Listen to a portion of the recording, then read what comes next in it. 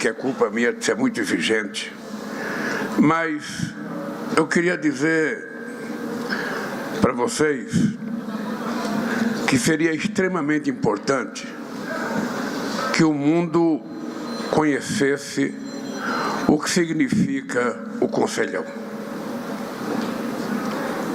Eu lembro que quando o Conselhão foi criado em 2003, companheiros do meu partido, na Câmara e no Senado, achavam que eu estava querendo criar alguma coisa para diminuir o poder do Congresso Nacional.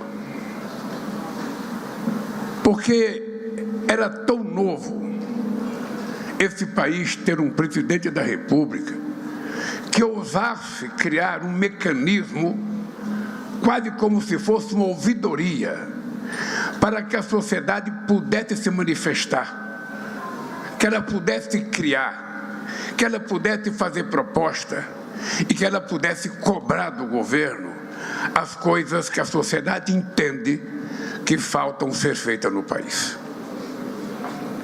E eu sei que esse país perdeu muito quando vocês deixaram de funcionar de 2019 a 2023. E por isso, quando retornamos ao governo, resolvemos criar o Conselho. Criar o Conselho para fazer exatamente o que vocês fazem. Se reunir, dar palpite, fazer sugestão, elaborar projeto de lei, projeto de decreto, mandar para que os ministros atentem se aquilo é possível, até que os ministros chegam a mim com a proposta de mudança. Isso chama-se levar a democracia ao nível pouco conhecido no mundo de hoje. Tem muita gente que fala muito em democracia, achando que democracia é apenas o direito de votar. Mas a democracia não é apenas o direito de votar. A democracia é também o direito de votar, mas é também o direito de você corrigir o erro se você cometeu na votação. É você fiscalizar. É você saber o que faz um deputado. É você acompanhar a votação.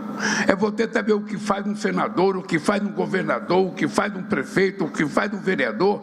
Porque se a sociedade não tomar conta disso, a tendência natural é a política ficar cada dia pior, cada dia mais desacreditada, a ponto da gente ver acontecer num mundo que até ontem vivia na base do multilateralismo, que foi a melhor coisa criada depois da Segunda Guerra Mundial, destruindo para que se pudesse fazer a negociação individual entre país com país.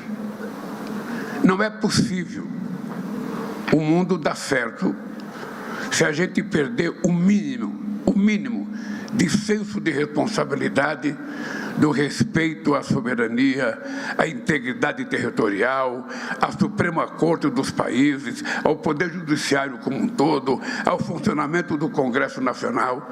Ou seja, se nós passarmos a dar palpite sobre as coisas que acontecem nos outros países, nós estamos ferindo uma palavra mágica chamada soberania, que é o que faz a gente lutar e defender o nosso país.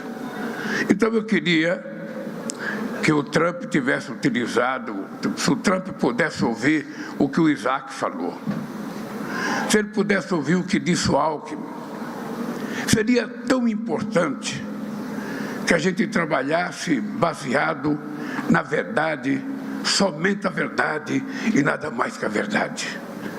O dia que a gente adotar essa postura de governança, sabendo que todo mundo tem o mesmo direito, sabendo que uma ilha, por menor que ela seja, ela tem o mesmo voto que tem o maior partido do mundo, o maior país do mundo, que é a Índia, com 1 bilhão e 400 milhões de habitantes, quando vai votar na ONU ou numa instituição multilateral.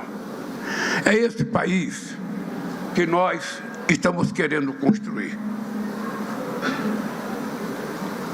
E é esse país que eu quero entregar ao povo brasileiro com muitas coisas feitas por vocês, companheiros e companheiras, companheiros dirigentes sindicais, que trabalham gratuitamente, voluntariamente nesse conselhão. Eu posso dizer para vocês que vocês representam a cara da mais verdadeira economia vigente no planeta Terra no dia de hoje. E que vocês sirvam de exemplo. Eu nunca pedi a nenhum ministro que fosse convencer o conselhão a fazer alguma coisa que eu queria que fizesse. Nenhum de vocês nunca ouviu a gente tentar se intrometer numa decisão que o conselho tem que tomar. Depois, se a gente vai adotar, é uma questão de governo. Mas eu penso que vocês dão uma demonstração viva de que é possível construir uma democracia participativa envolvendo a sociedade brasileira. Por isso, muito obrigado ao conselhão e muito obrigado pela lição que vocês estão a tão combalida democracia existente no planeta Terra. Que bom que vocês existem. Eu espero que o Stuca, ao invés de ver fotografia só de quem está ali, tire uma fotografia de lá para cá para pegar o conselhão e a gente poder mostrar para os outros a existência do conselhão. Eu quero agradecer os nossos queridos governadores, Jerônimo Rodrigues da Bahia, o Carlos Brandão do Maranhão, nossa querida companheira Raquel Lira de Pernambuco, Rafael Fontela do Piauí, Fátima Bezerra do Rio Grande do Norte, Ronaldo Lessa, o governador em exercício de Alagoas. Quero cumprimentar os nossos queridos senadores, Beto Faro e Elisiane Gama. Quero cumprimentar os deputados estaduais. Quero cumprimentar a minha querida companheira Janja, meu querido companheiro Alckmin, e cumprimentar todos os ministros aqui da mesa e os companheiros que estão aí. Eu peço permissão para não citar o nome de vocês, porque senão, ao terminar o conselhão, eu tenho que fazer uma reunião de ministros, porque está todos aqui e eu estou precisando fazer uma reunião com vocês. Eu acho que hoje é um dia de dar boas notícias. Eu vim para cá comprometido a não perder muito tempo falando na taxação, falar o mínimo possível, porque também se eu não falar, vocês não... Por que o Lula não falou? Ele está com medo do Trump? E eu não quero que vocês saiam com essa imagem.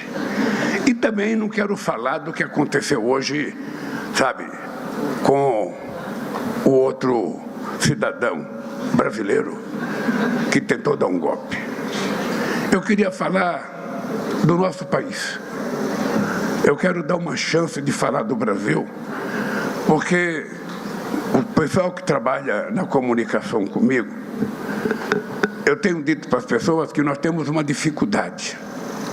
Deve ter muita gente de comunicação aqui no meio. Quando a gente vai num restaurante, sabe aqueles botecos que a gente vai que só tem um comercial? E a gente já chega, já pede um comercial. Então você já sabe o que vem. Então quando você, um ano depois, você lembra, eu fui naquele bar e comi um comercial. O que era? Feijão, arroz, um bife, uma salada de cebola, um pezinho de alface e tudo mais. Mas quando você vai num restaurante que tem um buffet enorme, com 50 tipos de comida, 50 tipos de sobremesa, você começa a ter dificuldade de se servir, porque você não sabe o que você vai pegar. Com o olho você quer pegar tudo, mas o estômago só aceita aquilo que é o essencial. E você sai do restaurante sem saber o que tinha lá para comer. E muitas vezes você escolhe o que você não gosta. O que acontece no nosso governo, eu digo isso com experiência do meu terceiro mandato, é que nós temos dificuldade, muitas vezes, de falar tudo que está sendo feito. Nós temos muita dificuldade de falar. É muita coisa que acontece todo santo dia. E o Sidônio tem comido pão que o diabo amassou, porque recebe informação de todos os lados e nem há dinheiro para comunicação de tudo. E é preciso discutir comigo a priorização das coisas que são mais importantes. Mas já naquele dia que eu vim aqui, na última vez que eu participei, eu estava vendo o Haddad fazer um discurso. E o Haddad falou tantas notícias boas. O Haddad anunciou tantas coisas boas.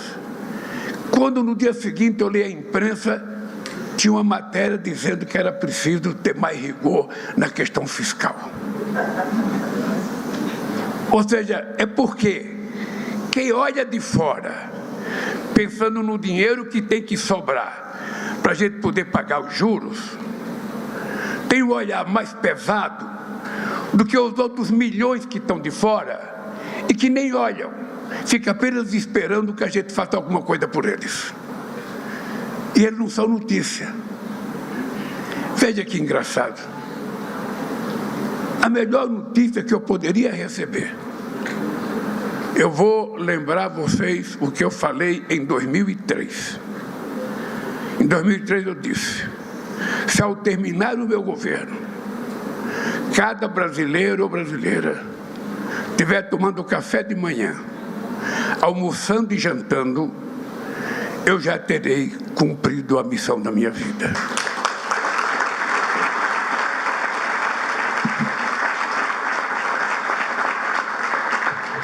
O problema é que comer, para uns, não é problema. Mas para muitos é um dilema. E eu dizia, desde que eu cheguei na presidência, que só sabe o que é a fome quem já passou fome. Se você nunca passou, você pode pensar que sabe, você não sabe. Então eu pensei de fazer dessa semana uma verdadeira festa. Quando o Hélio estava em Addis Abeba e o secretário-geral da ONU, o diretor-geral, comunicou que outra vez o Brasil estava arriscado do mapa da fome da ONU. 29 milhões e meio de pessoas voltaram a comer decentemente nesse país. Não é pouca coisa. É um trabalho insano que envolve todo o governo, que envolve muita gente da sociedade civil, que envolve muita gente na área rural, na área urbana, muitas pessoas dedicadas à questão de nutrição, muitas pessoas preocupadas com a primeira infância, muitas pessoas preocupadas com a quantidade de mães solo que nós temos nesse país. E eu pensei que a gente ia fazer uma festa. E em função da taxação, a gente não fez festa. Mal e porcamente saiu um comunicado que o Brasil está do mapa da fome. Quantos países do mundo gostariam de ter conseguido o que nós conseguimos? Eu, quando era dirigente sindical, companheiro sindicalista, eu dizia que eu representava uma parte privilegiada da sociedade. Eu representava aqueles que trabalhavam, que tinham carteira assinada, aqueles que tinham 13º salário, aqueles que tinham férias, aqueles que tinham participação no lucro. Eram trabalhadores, mas eram um trabalhador, sabe, de uma maneira privilegiada diante do exército de invisíveis que nós temos nesse país, que só são enxergados na época das eleições. Na época das eleições, Isaac, pode ter certeza que esse exército de invisível fica mais conhecido do que toda a Faria Lima. Passadas as eleições, essa gente passa a ser esquecida. E por que eu tenho essa potestão, essa inquietação?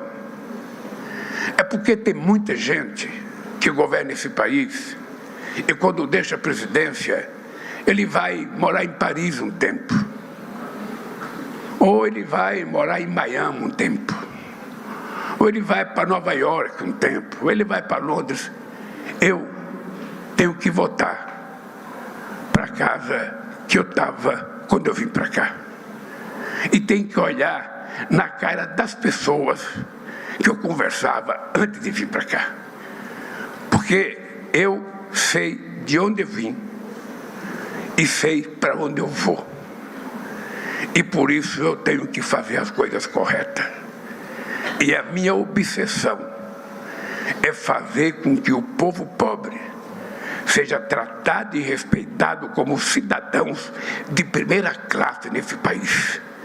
E ele só quer comer, ele só quer trabalhar, ele só quer morar, ele só quer estudar. É preciso que a gente tenha certeza de que ninguém é pobre porque quer. Ninguém falou, eu quero nascer pobre, eu quero ficar pobre, eu quero nascer num bueiro. Não, se todo mundo pudesse, escolava uma clínica chique. Qual é, Josué, a clínica mais chique que tem? Sei lá, no seu tempo de nascer, acho que não tinha muitas clínicas chiques. Mas, vamos ser francos, gente. Vamos ser francos. Um país do tamanho do Brasil pode dar ao seu povo uma qualidade de vida muito maior do que o nosso povo tem. A gente tinha acabado com essa maldita fome em 2014. Voltamos 15 anos depois e já tinha 33 milhões de pessoas passando fome outra vez.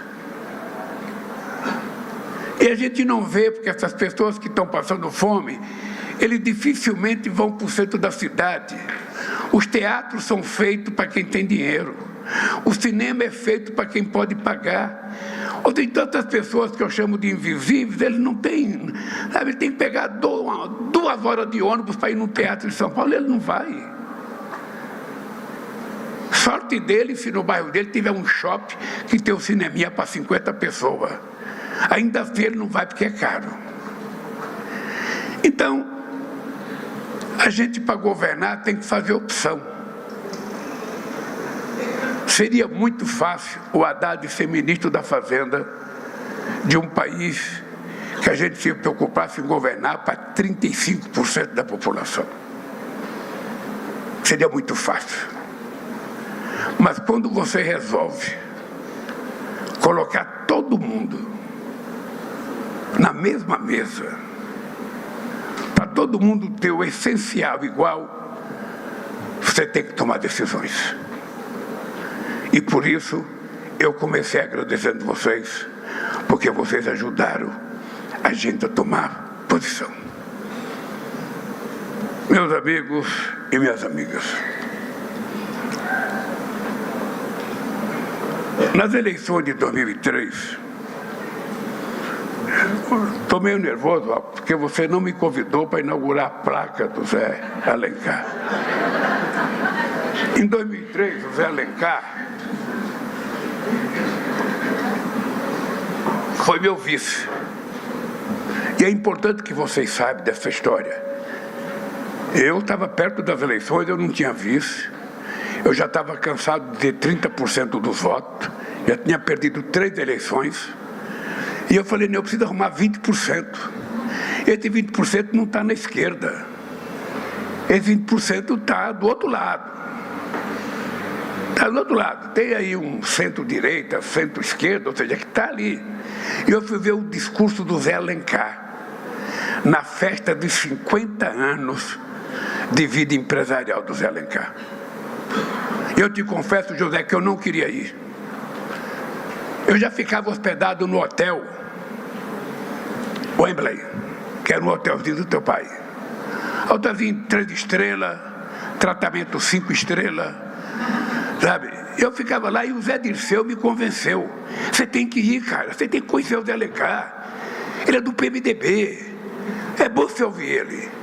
E o Zé Alencar estava disputando a presidência do Senado, você está lembrado? Ele só teve o voto dele. Mas eu fui na festa do Zé Alencar e ele fez um discurso. Ele contou a vida dele. E quando ele termina de contar a vida dele, eu falei para o Zé Dirceu, acabei de encontrar o meu vice. Vim a Brasília, conversei com o Zé Alencar, pedi para ele sair do PMDB. Na verdade, naquela época, ele entrou no PL. E foi o meu vice-presidente da República. E posso dizer para vocês uma história fantástica. Eis que o Olavo Setúbal, o pai todo-poderoso do Itaú, pediu uma conversa comigo. E eu fui na casa do Zé Alencar. Estava o Zé Alencar, eu, o Roberto Setúbal, filho do Olavo Setúbal, e o Josué. E começamos a conversar, e o Olavo Setúbal me fazia a pergunta assim: ô candidato, o que é que você vai fazer na agricultura? Aí eu falava o que eu ia fazer, ele falava: o império não vai deixar. Ô candidato, o que é que você vai fazer na indústria? Eu começava a falar e falava: o império não vai deixar. Candidato, o que é que você vai fazer para melhorar o salário? Eu vou fazer isso, aquilo. Candidato, o império não vai deixar. Na quarta vez que ele falou: o império não vai deixar, o Zé Alencar deu um murro na mesa e perguntou: doutor Alencar, que diabo que é esse império, doutor Alencar? Porque se tem um império tão inimigo do Brasil assim, eu vou vender a minha fábrica e vou lutar contra esse império. Isso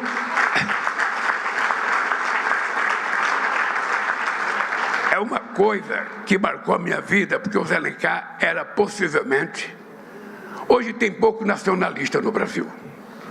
Você não tem mais aqueles empresários nacionalistas como você tinha nos anos 70, nos anos 80, nos anos 60.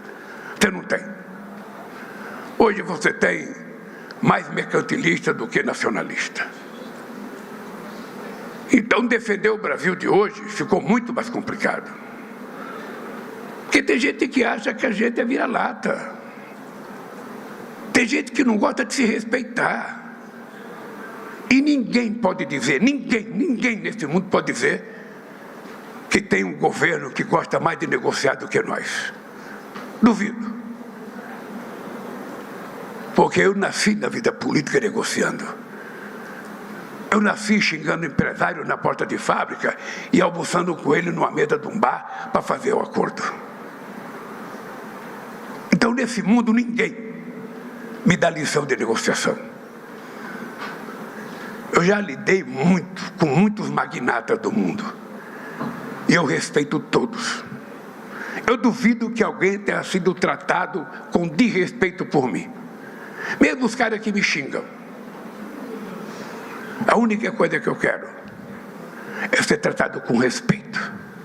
E esse país merece respeito.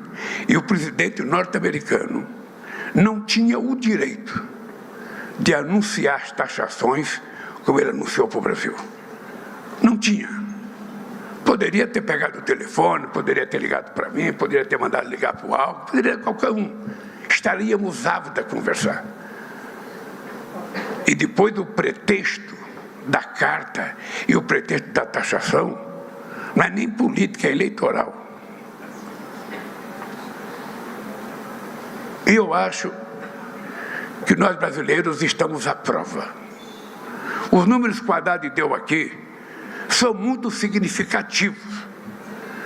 O Brasil hoje não pode ficar dependendo de um único país.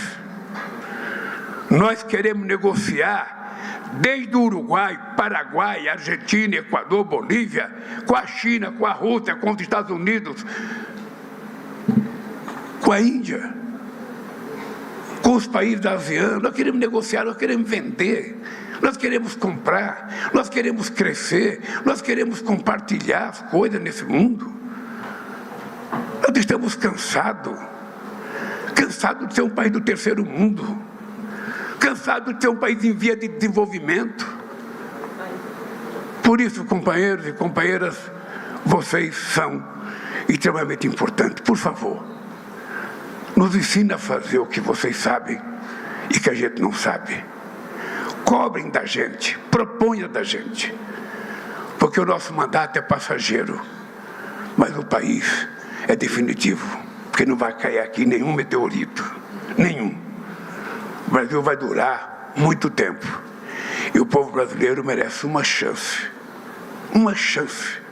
de se transformar num povo com padrão educacional, cultural, alimentar, salarial decente. É só isso que nós queremos. Por isso, queridos companheiros e companheiras, se você permite, eu vou ler o meu discurso. Sabe? Que vai ter muita coisa que eu já falei, mas é que eu preciso ler o meu discurso. Entre a última reunião deste Conselho, em dezembro passado, e o nosso encontro de hoje, nós vivemos uma situação paradoxal. O Brasil nunca esteve tão bem, enquanto o mundo poucas vezes enfrentou situações tão delicadas. Nosso país celebra sucessivos recordes em matéria social e econômica. É com muito orgulho, mas pode ter certeza que é com muito orgulho que eu comunico a você do que já foi comunicado 10 vezes aqui, que a ONU, outra vez, disse que o Brasil estava fora do mapa da fome.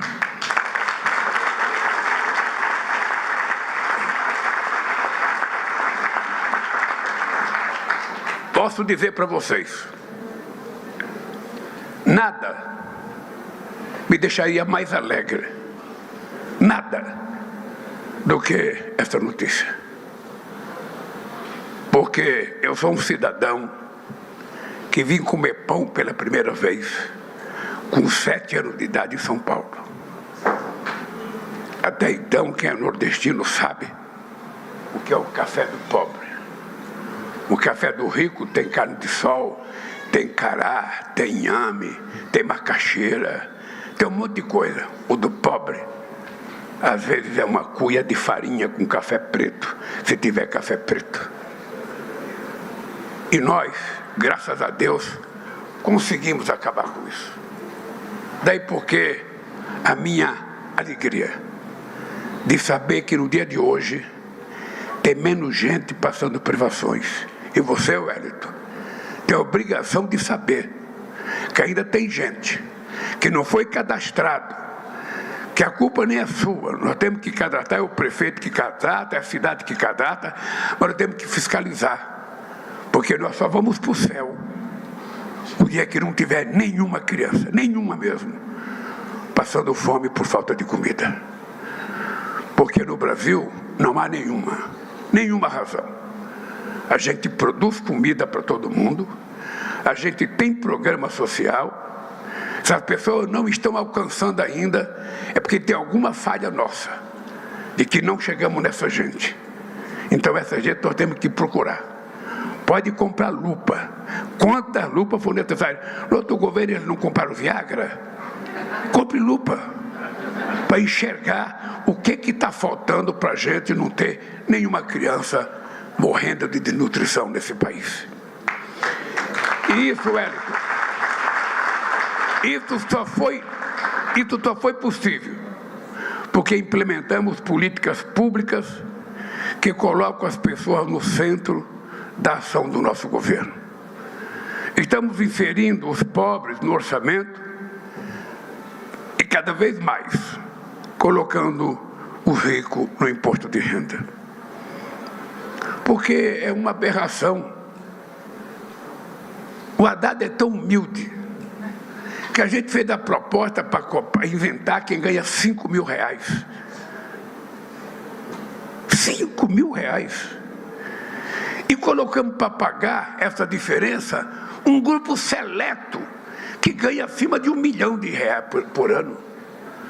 Não é que essa gente acha ruim? Uma vez você nem tem o direito de achar ruim, você paga 27,5% de imposto de renda, porque é descontado na fonte. Quando você vê, já foi. Mas você não tem nem o direito de sonegar. Eu sei como é que é as coisas. Então, Clemente, nós estamos apenas querendo começar a fazer um pouco de justiça. A política tributária é um pouco isso. É tentar fazer justiça tributária. Não pode a pessoa que vai comprar as coisas de comer pagar o mesmo imposto de renda que paga o Lula. Meu salário não é muito não, viu, José? Salário de presidente acho que é R$46 mil, paga 27 de imposto de renda, o PT me cobra 4 na fonte, pago R$4 mil, me sobra R$21 mil. Sabe? Não é fácil a vida, ninguém me dá aumento, eu tenho que pedir para mim mesmo. Então eu levanto de manhã, me olho no espelho e falo, Lula, eu quero aumento. Eu falo, você não vai ter. Então não dá. A Esther não determina quanto eu tenho que ter de aumento, só determina para o funcionário público. Bem, temos hoje o menor índice de extrema pobreza e desemprego da nossa história. Xixo, é até uma coisa para você falar no Paraná. Eu vou repetir. Temos o menor índice de extrema pobreza e de desemprego na nossa história. Parece até a Suécia. A massa salarial é a maior da série histórica. A economia não crescia acima de 3% desde 2011, Clemente. Ela só voltou a crescer porque um cara de sorte votou para o governo. Se eu tivesse azar, ia continuar crescendo 1%, que é o que eles tiveram. Aprovamos uma reforma agrária, uma reforma tributária que vai simplificar processos, reduzir custos e oferecer maior previsibilidade e eficiência no negócio. A inflação de alimentos é menos da metade do que a que foi no mesmo período do governo anterior. Aliás, é importante lembrar, José, que o óleo diesel hoje, o litro do óleo diesel, está quase 30 e pouco por cento mais barato do que em dezembro de 2022. É importante lembrar que a gasolina está 12% mais barato do que estava em 2012. É muito importante lembrar que o gás de cozinha está mais barato e nós queremos baratear mais. É importante o Conselho saber que o gás de cozinha, o botijão de 13 litros, sai da Petrobras por R$37 e chega nas cidades a 140. Tem explicação? Se a gente tivesse a BR, Haddad, o Alckmin, a gente poderia nos postos da BR distribuir o gás, mas venderam a BR, porque eles queriam privatizar a Petrobras, não conseguiram, foram fatiando. E agora a gente não tem uma distribuidora para a gente garantir gás para as pessoas mais pobres.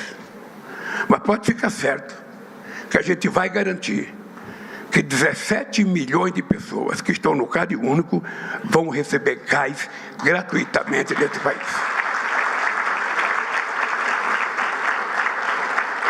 A mesma coisa na energia. Mesma coisa na energia. Nós agora acabamos de inventar, quem consome até 80 kW vai pagar zero. Quem consome de 80, não, quem ganha de per capita entre meio e um salário mínimo vai pagar apenas a diferença entre, vai ser isento até 120 kW, vai pagar somente a diferença entre 80 e 40, que é para ver se a gente dá um fôlego. Você imagina o Trabuco, o cara ganhar R$1.900 e ele ter que gastar 140 de gás e 140 de energia. Ou seja, vai metade do salário dele para pagar duas coisas. E aí não sobra dinheiro para comer. Quem é que pode cuidar disso? Como nós ainda não temos nenhum empresário socialista, o governo tem que ser pelo menos justicialista. Só isso. A agricultura brasileira se supera a cada ano. A safra atual ultrapassará 330 milhões de toneladas de grãos. O investimento público e privado em infraestrutura atingiu a marca inédita de 260 bilhões de reais. Presta atenção, Silvio Costa. Nossos portos movimentaram 1 bilhão e 300 milhões de toneladas, maior volume de todos os tempos na história do porto brasileiro. Em 2 anos e meio, as vendas de veículos automotivos atingiram o recorde de 14 milhões 1.200.000 unidades. Eu não sei se eu já falei para o Conselhão, mas se eu não falei, eu vou falar. Se eu não falei, eu vou falar. Quando nós deixamos a presidência em 2010, 2011, esse país vendia 3.600.000 carros por ano. Quando eu voltei 15 anos depois, esse país vendia 1.600.000 carros por ano. Alguém precisava me dizer aonde foram os outros 1.600.000. Por que a economia caiu tanto? Por que esse país retrocedeu tanto? Tantas perguntas e nenhuma resposta, Xixo, como diria Brecht. Depois de tantos anos de desindustrialização, a nova indústria Brasil, organizada pelo companheiro Alckmin, produziu ou ajudou a produzir o maior crescimento do setor nos últimos 14 anos. Quem não sabe quantas campanhas foram feitas, o Brasil está se industrializando, o Brasil está se industrializando.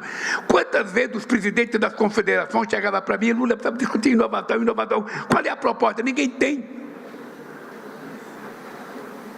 Contar um caso para vocês. Eu estava sem ministro da Indústria e Comércio. Eu queria um especialista, eu queria um empresário. Como eu tive o Furlan. E aí eu começo a ouvir muita gente, convido fulano, tal, quem é bom, quem é que dá palpite, quem é que é intelectual, tal, chamei. Aí chamei um cidadão, não vou dizer o nome, porque todo mundo aqui conhece. Aí eu perguntava para o cara começava a falar, não, é preciso fazer isso, é preciso fazer isso, é preciso fazer isso, fazer aquilo. Então, depois de 40 minutos de fazer, é preciso fazer, tem que fazer, pode fazer, não sei da coisa. Falei, me diga uma coisa, companheiro. Você já fez alguma dessas coisas que você está me falando? Não. Falei, porra. Falei, sabe de uma coisa? Eu vou trazer o meu vice para ser ministro da Indústria e Comércio, porque certamente ele será melhor do que um palpiteiro, sabe? E posso dizer algo, motivo de orgulho desse país, ter você no Ministério da Indústria e do Desenvolvimento Cultural.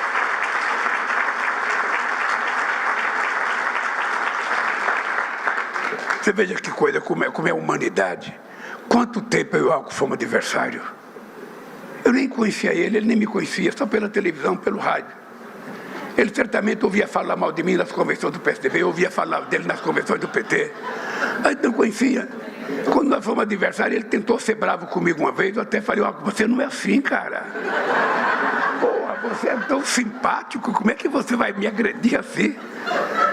Bem, graças a um palpite do Haddad, está aqui a parceria, sabe, que eu estou agradecido a ele, aos partidos que ele pertence e a Deus por provar que na política não existe nada impossível. Quando a gente quer, a gente faz.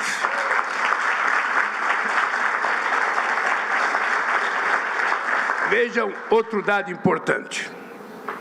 Pela primeira vez, 94% dos formandos do ensino médio na rede pública se inscreveram no Enem. Sabe o que é isso, Josué? Isso é graças ao pé de meia. Nós descobrimos que 480 milhões de jovens do ensino médio desistiam da escola para ajudar a família. E nós achamos que era um crime um país perder 480 mil jovens por ano. Criamos o pé de meia. Estamos investindo quase 10 bilhões de reais. Tem muita gente que diz que é gasto. E eu não acho gasto. Até se eu estivesse gastando num prisioneiro, num estudante, eu estou investindo no futuro desse país. E eu tenho certeza que esse país será muito melhor. Porque a gente ainda não tem gente pobre no Ministério Público, juiz, essa coisa. O ProUni não chegou ainda. Sabe, vai demorar um pouco para a gente poder começar a mostrar a cara da sociedade. Não sei se vocês têm ido na USP. não sei quanto tempo faz. A USP era uma universidade de branco, né, Alckmin?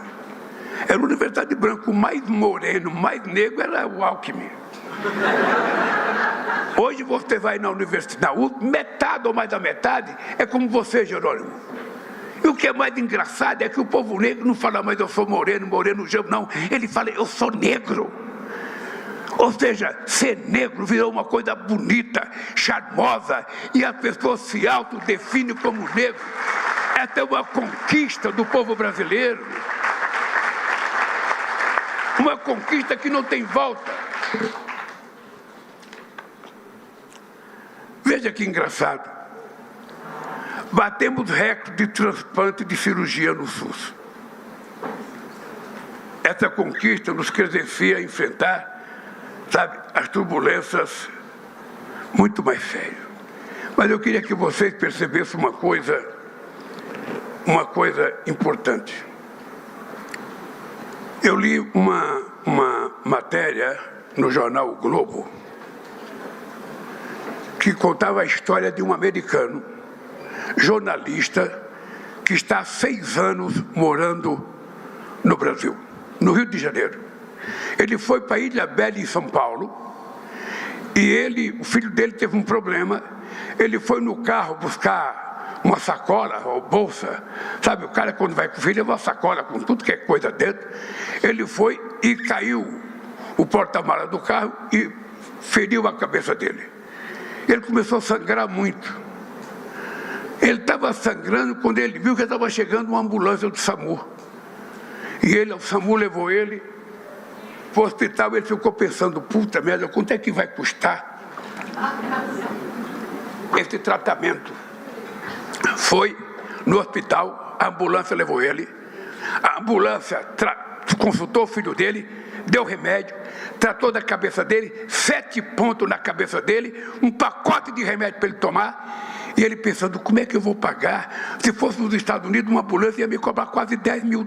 Como é que eu vou pagar? Quando ele perguntou para a moça quanto é, a moça falou, é de graça. Esse é o SUS, que muita gente ainda não aprendeu, de que é o mais importante plano de saúde universal do mundo.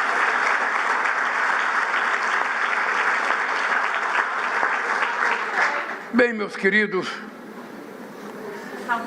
eu quero dizer para vocês que nós estamos vivendo um momento muito delicado. O multilateralismo e o livre comércio passam por um dos períodos mais críticos em décadas. O dia 30 de julho de 2025 passará para a história das relações entre Brasil e os Estados Unidos como um marco lastimável. Não há precedente nos mais de 200 anos de relações bilaterais de uma ação arbitrária como esta que sofremos. Nossa democracia está sendo questionada. Nossa soberania está sendo atacada. Nossa economia está sendo agredida. Este é um desafio que nós não pedimos e que nós não desejamos. Em nenhum tarifaço aplicado a outros países houve tentativa de ingerência sobre a independência dos poderes do país. Essa interferência em temas internos contou com o auxílio de verdadeiros traidores da pátria, que arquitetaram e defenderam publicamente ações contra o Brasil lá nos Estados Unidos.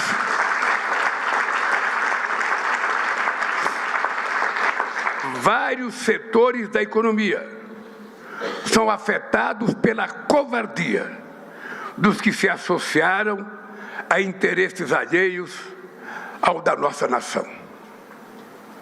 Proteger a nossa soberania é um objetivo que está acima de todos os partidos e de todas as tendências.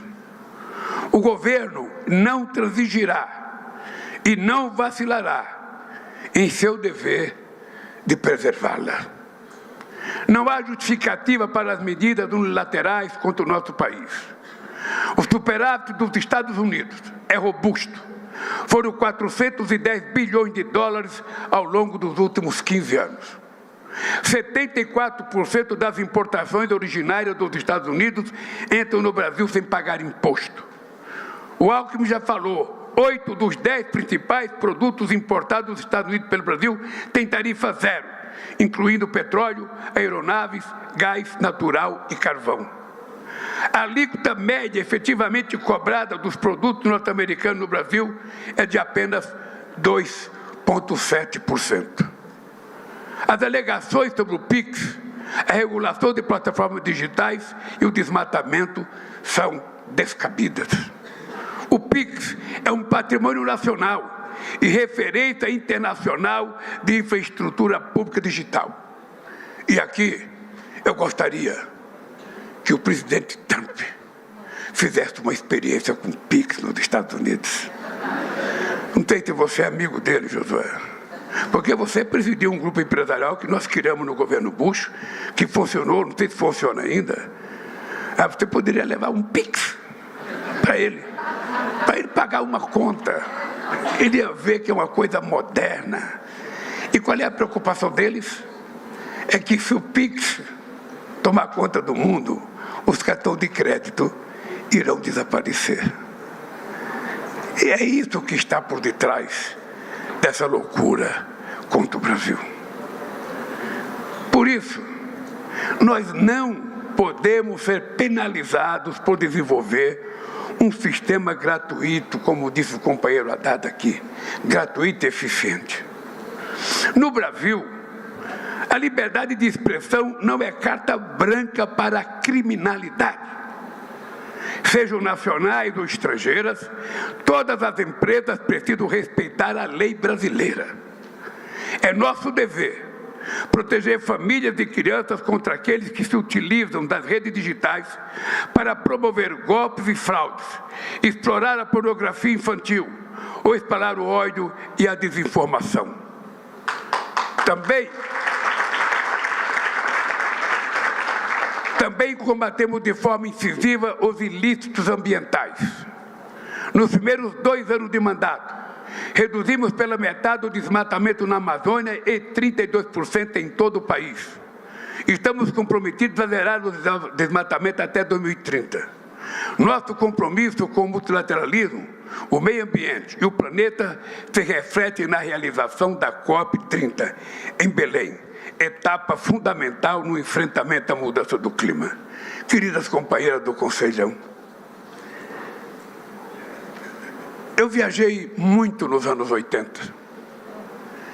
Naquele tempo, a gente tinha uma dívida externa crônica no Brasil, e o mundo apelidou isso, os economistas nossos aqui no Brasil, como a década perdida. Então, quando eu viajava muito, o pessoal lá fora, todo mundo defende muito a Amazônia. Eu nunca vi gostar tanto da Amazônia. A Amazônia é como aquele filho que você gosta, mas como não é teu, você não precisa dar dinheiro para sustentar, então você fala muito dele. Ou seja, a pessoa, não, porque a Amazônia tem que ser preservada, porque eu comprei um terreno na Amazônia. Eu falava, gente, tudo bem, vocês dizem que a Amazônia é o pulmão do mundo, mas a nossa dívida externa é a pneumonia. Então nos ajude a cuidar desse pulmão com cuidado. E por isso nós decidimos fazer a COP em Belém, para que as pessoas vejam o que é a Amazônia de verdade. Para que a pessoa saiba que embaixo de cada copa de árvore bonita, que todo mundo acha maravilhoso, tem um indígena, tem um seringueiro, tem um pescador, tem um trabalhador rural, que precisa viver. E se a gente não oferecer condições, ele não tem como sobreviver. E o Mundo Rico prometeu em 2009, na COP de Copenhague, que lá estava eu, lá estava a Dilma, prometeu 100 bilhões de dólares por ano para ajudar a combater a questão climática. Hoje, a dívida já é 1 trilhão e 700 bilhões de dólares. E ninguém quer pagar. Não cumpre o Acordo de Paris, não cumpre o Protocolo de Kyoto. Então, vocês pensam, eu não vou ligar para comercializar, não, porque ele não quer falar. Mas pode ficar certo, Marina. Eu vou ligar para o Trump para convidá-lo para vir para a COP, porque eu quero saber o que ele pensa da questão climática. Vou ter a gentileza de ligar.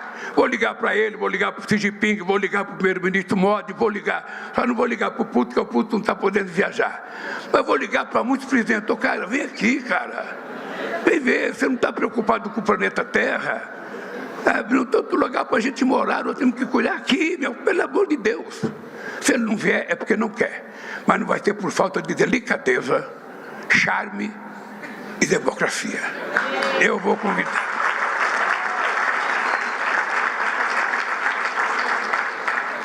Queridos companheiros e companheiras, o Brasil nunca saiu da mesa do diálogo.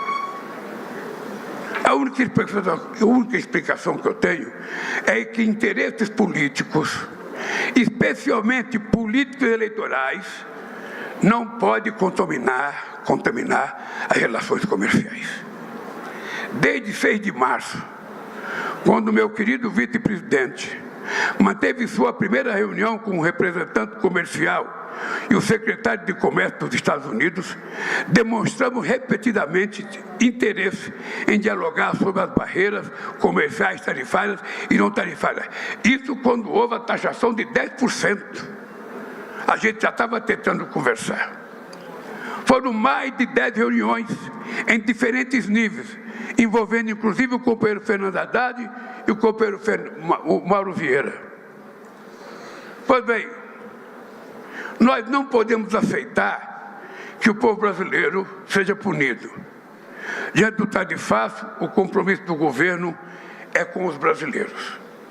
Vamos colocar em execução um plano de contingência para mitigar esse ataque injusto e aliviar seus prejuízos econômicos e sociais. Vamos proteger os trabalhadores e as empresas brasileiras que foram afetadas pelas emendas.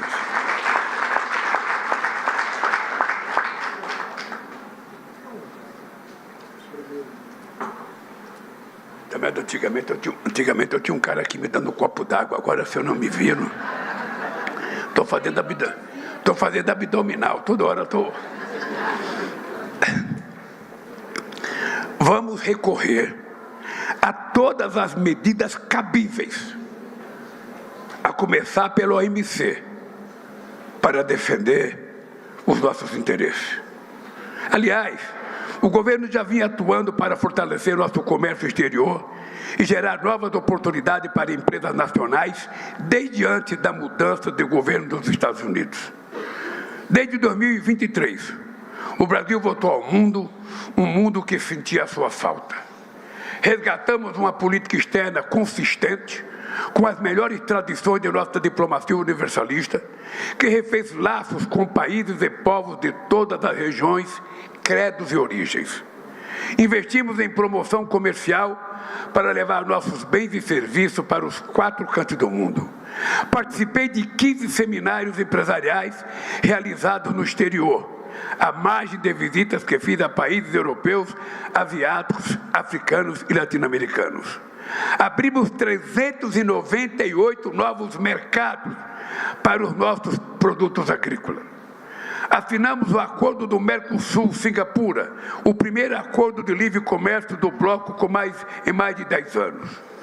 Concluímos com a União Europeia as negociações do primeiro acordo birregional do mundo, que reúne um PIB conjunto de 22 trilhões de dólares, além de 718 milhões de pessoas. Estamos empenhados para que esse acordo seja assinado neste ano e entre em vigor o quanto antes. Aqui é um compromisso meu que eu vou fazer com o Conselhão. Quando eu tomei posse na Argentina, do Mercosul, por 6 meses eu disse: entregarei o acordo com a União Europeia antes de deixar a presidenta do Mercosul em dezembro deste ano. E que não venha agora, viu, companheiro Mauro Vieira, a União Europeia engrossar conosco, a Angela von der Leyen, que é nossa amiga, porque depois do acordo que eles fizeram com os Estados Unidos, assinar conosco é uma glória, porque tem respeito e cidadania nas propostas que nós fizemos.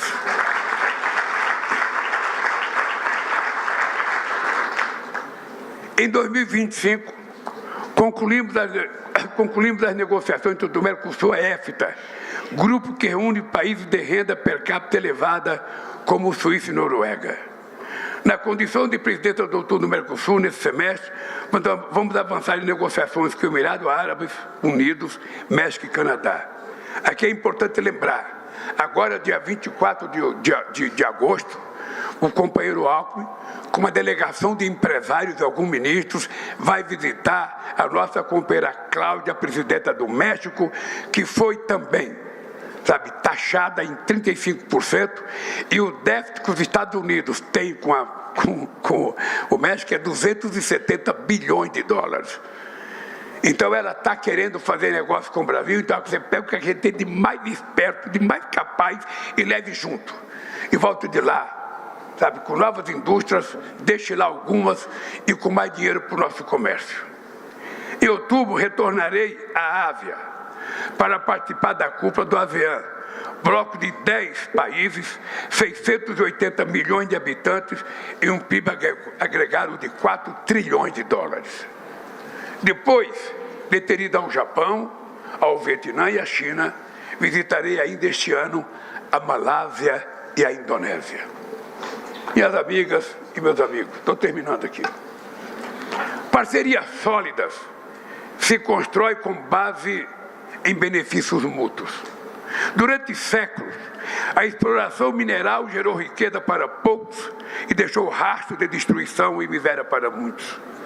A transição para uma economia de baixo carbono depende de minerais estratégicos utilizados na produção de baterias elétricas, turbinas eólicas e painéis solares. Contamos com a maior reserva mundial de nióbio, a segunda de níquel, grafita e terras raras, e a terceira de manganês e bauxita. Estamos construindo uma política nacional que vai garantir que a exploração desses recursos traga ganhos ao povo brasileiro. Aliás, é importante dizer para vocês, nós temos um conselho criado, um conselho de política mineral, que eu vou trazê-lo para a presidência da República. Ele vai funcionar ligado ao meu umbigo, para que a gente não veja ninguém vendendo as coisas que a gente tem, sem passar por uma discussão nesse país. Se essas terras raras, esses minerais críticos, existem de verdade aqui no Brasil, ele é nosso. E a gente não vai permitir que ele seja explorado como foi outros minérios durante tanto tempo.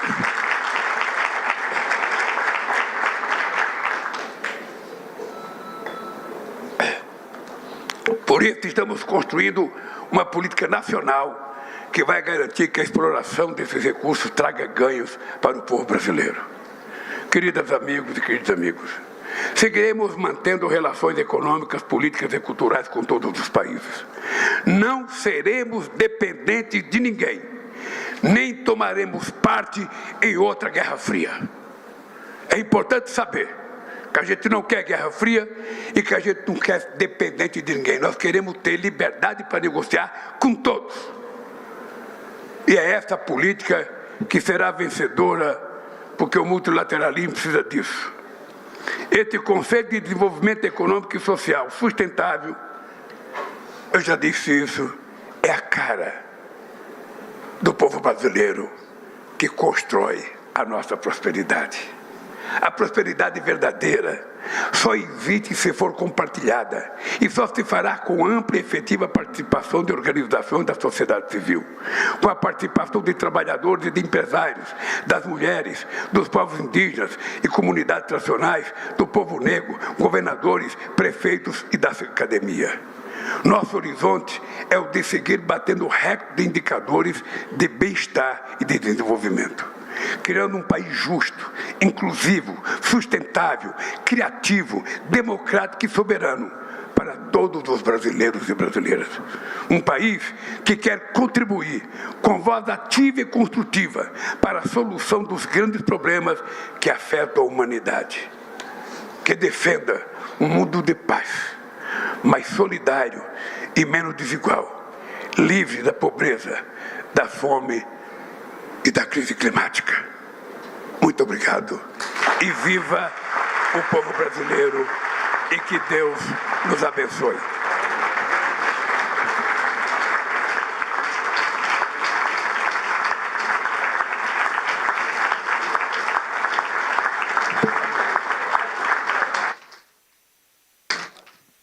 Está encerrada esta reunião. Pede-se a todas e a todos que aguardem a saída. Aí sim, 1h57, nós acompanhamos ao vivo a abertura da reunião do Conselho de Desenvolvimento Econômico Social Sustentável. O Conselhão é composto por